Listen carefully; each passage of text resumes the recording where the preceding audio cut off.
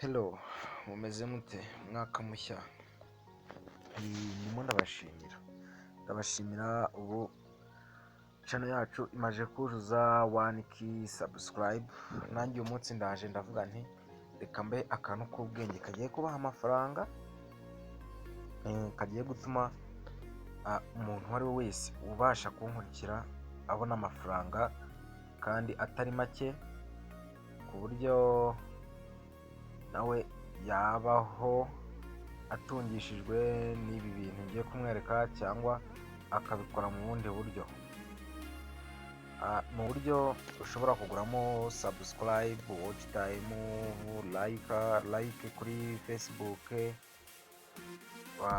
TikTok, Instagram, ukagura ibintu byose bikenerwa kuri zera social media zose uko biba bimeze. Rero ngewe hano ndagwa urubuga uzajya ugurira. Urubuga ndakubwiye ngo njye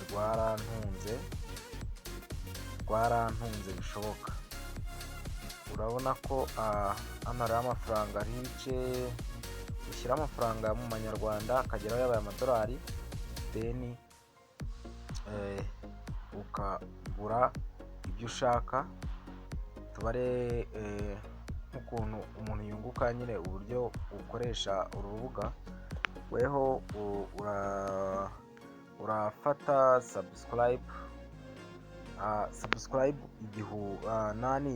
views 1000, tumaze kugurisha 2800.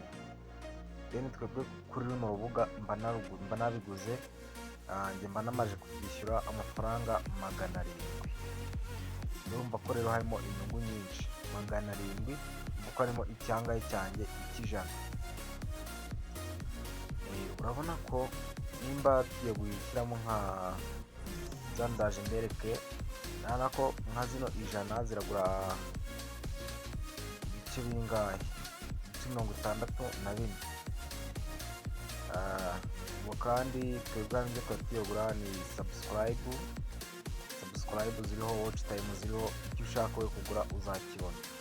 Ubwo nanjye ndavuze nti nk'abantu tubana, ngiye kuba aka kantu nabo babe bagakoresha. Noneho uburyo wakongera amafaranga, ubundi ibi bintu umuntu uraza kuyinjira kuri no WhatsApp, ndaza kumuha link azajya yinjiraho, arinjiraho, then akajya agura like, agura subscribe, agura watch time, agurira abandi. Ni ukuvuga ngo aha hantu umuntu urabigendamo neza arabona amafaranga atari make, kuko ibi bintu ubwo njyewe n'ubundi nuza kugira ndaza kuba n'indi video iraza kukwigisha. Wowe icyo uraza gukora, uraza kunyuza kuri ya nimero ya WhatsApp, uranyandikira kuri WhatsApp, then link, then ushyira amafaranga ajyaho make ya nyuma ni amafaranga 1000. Nicyo cya nyuma kijyaho kuri uru rubuga, nicyo gice wishyura, nicyo ushobora kwishyuraho. urabona ko ngewe simukadi yanjye nta mafaranga ariho, bari kumbwira ko nta mafaranga ariho. Abantu tubana, ubwo navuze ntireka nkore mu nganzo mbakoreremo. Ni ukuvuga ngo ibi bintu mbigishije ngewe, hari abantu nagiye mbyigisha benshi bashoboka, ko njye n'umuntu wampaye 50,000 kugira ngo mwigishe ibi bintu. Urumva ko rero nubigendamo neza uraza gukorera amafaranga atari makeya.